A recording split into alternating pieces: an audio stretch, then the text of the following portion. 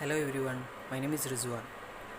I will be sharing my views on corporate social responsibility (CSR).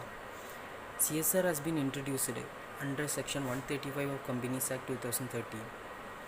CSR is a subject matter of serious discussion, especially a country like India. It is of very much necessary. There was so much of discussion in corporate sector on the topic of CSR after its introduction. So I would say that introduction of CSR by government is a very good step. India is the first country to introduce a CSR in the books of law. Whether introduction of CSR as a mandatory provision under Companies Act 2013 is necessary, really speaking, no. But let us take this move as a positive step and let us say that this law will help sharing, caring for the people, for the environment, for the economy and for the development of the nation. There are some limitations that the government can do for the development of privileged, underprivileged population of this country. But this problem can be curbed if corporate comes forward to help and share the responsibility. So CSR is basically when a company starts functioning or a business starts functioning, the business needs fund for its business operations. So sometimes they may not be having a full fund to finance the business. So in that case, what the businessmen do, they go to the banks, they borrow money from the banks, they take deposit from the public or from the relatives, and from the financial institution they borrow fund for the business. So when the business makes profit using the funds of the public or from the funds borrowed from the banks, don't you think there is a need or there is a responsibility cast upon the business organization to give something in return for the to the society? So that is the concept of CSR basically. So when a business makes profit using the resources of the public or using the resources of the environment, society, there is a responsibility cast on the business organization to give something in return to the society. Now let us understand the section 135 of Companies Act. So as per section 135 subsection 1, every company having net worth of rupees 500 crores or more, or turnover of rupees 1000 crores or more, or net profit of rupees 5 crores or more during the immediately preceding financial year shall require to constitute CSR committee of the board. So what is immediately preceding financial year? Take an example. This current financial year is 2020-21. So what would be the immediately preceding financial year? 2019-20 would be the immediately preceding financial year. So if you take the accounts of 2019-20 as on 31st March 2020, if you comes and if you meet any of the threshold limit as per section 135 subsection 1, then you need to have a CSR committee of the board of directors. So this provision will also be applicable to foreign company having branch office or project office in India which meets the criteria of section 135(1). So now let us look into the committee, CSR committee, the constitution of CSR committee.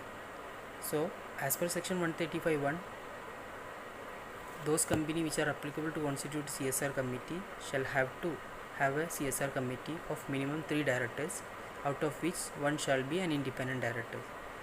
So who is an independent director and which companies are required to appoint independent director? For that we need to go to section 149 subsection 4, read with rule 4 of companies appointment and qualification of directors rules 2014.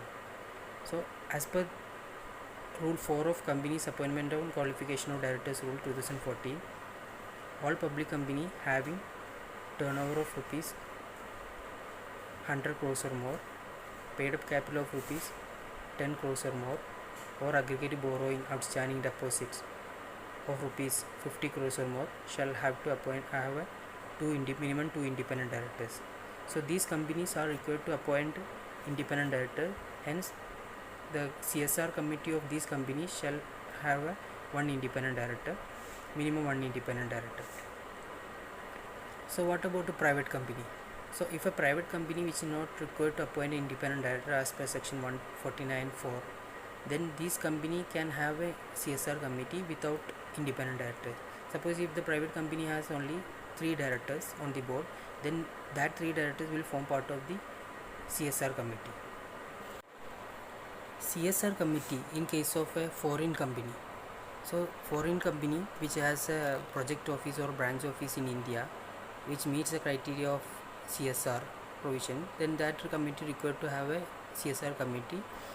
At least 2 directors should be form part of that CSR committee, and one director shall be a person who is resident in India and who is authorized to receive notices and documents on behalf of the company as per section 380 subsection 1, and one other director was nominated by the foreign company.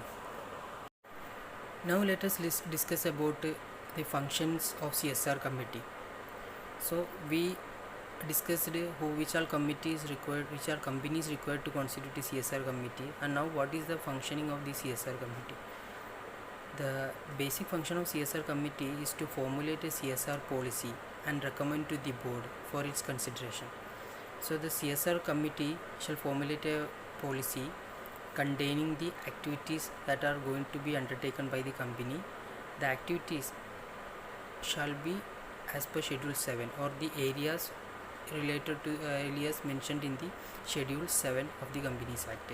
Schedule 7 contains the activities that can be carried out as part of the CSR policy, like the poverty eradication, the educational developments, then healthcare developments activities, women empowerment.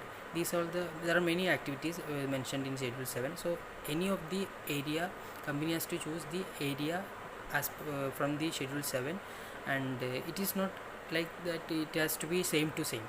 The company can have a broader perspective, and but the activities shall be related to the Schedule 7. What the activities mentioned in Schedule 7, that should be that area should be covered in the CSR policy. So once the policy is ready, then the committee recommend to the board the policy to the board for its consideration. Then the board evaluate and approve the policy. Another function of the CSR committee is to recommend the amount to be spent as CSR expenditure. So that we will discuss what is the amount that is to be spent by a company, which CSR provisions are applicable, and then the important function of CSR committee is to monitor the activities. So once the policy is implemented, the amount for the CSR is decided, then the CSR committee has to monitor the development of the activities. If it is a one-time activity or if it is an ongoing project, then it should have a proper mechanism for monitoring these activities, some like monthly or quarterly, in the form of reports or checklists. So CSR committee can nominate a person to give their reports on the development of the activities. So now let's discuss the CSR spend. What is the amount that a company required to spend as CSR expenditure? So as per section 135(5) of Companies Act, every company to which CSR provisions are applicable has to spend minimum 2% of the average net profit made during the 3 immediately preceding financial years. So if a company which CSR provisions are applicable, then that company has to take the net profit of the 3 preceding financial years, then average of that 3 preceding financial year, they have to calculate the average of 3 preceding financial year, then 2% of that average has to be spent or has to be set aside as a CSR expenditure of the company. What if the company fails to spend the minimum CSR expenditure? So in that case, this section 135 says that if the company fails to spend the minimum CSR expenditure in a financial year, then that has to be reported or disclosed in the board's report under section 134. So it is like a comply or explain policy. If you comply, either you comply or you explain why you have not complied. So in that case, company has to explain why the reason for not spending the amount, and if the unspent amount is not related to an ongoing project. I will explain you what is ongoing project and what is the compliance there.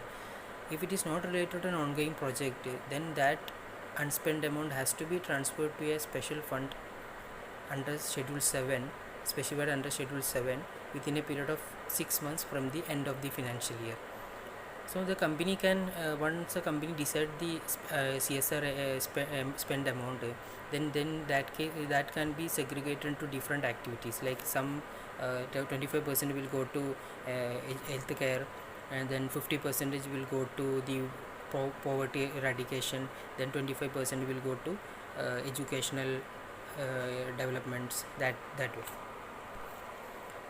Okay, what is ongoing project? If a company has an unspent amount which pertains to an ongoing project of the company as per its CSR policy, like if a company as per the CSR policy, company plan to build a school for the locality where it operates, then that case there is a unspent amount even after the financial year ends. There is an unspent amount which is pertaining to that ongoing project. In that case, what the company has to do is the company has to transfer such amount within a period of